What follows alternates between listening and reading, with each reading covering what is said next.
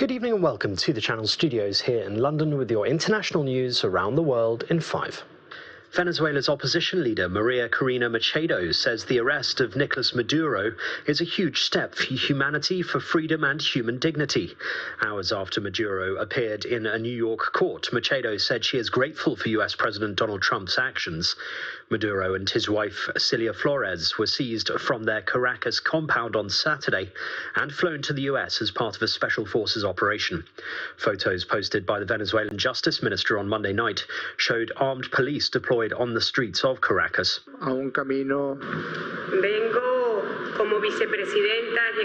Meanwhile, Delcy Rodriguez has been sworn in as Venezuela's interim president in a parliamentary session that began with demands for the release from US custody of their ousted leader. I do want to say today, on behalf of the Venezuelan people, how grateful we are for his courageous vision, the actions, historical actions he has taken against this narco-terrorist regime to start dismantling this structure and bringing Maduro to justice, which means that 30 million Venezuelans are now closer to freedom, but also that the United States of America is a safer country nowadays.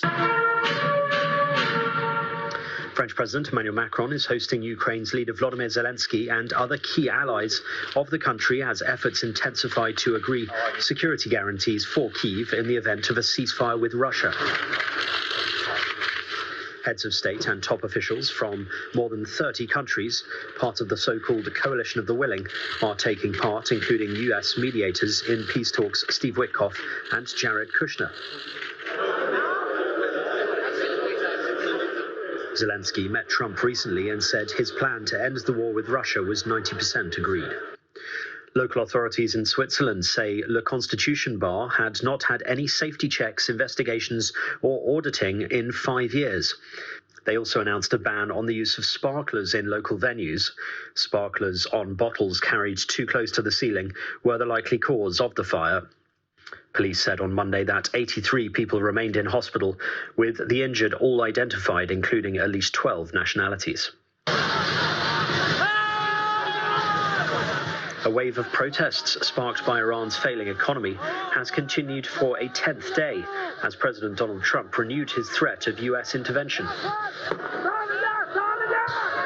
Videos published online showed demonstrators in the capital Tehran and the southwestern city of Yasuj.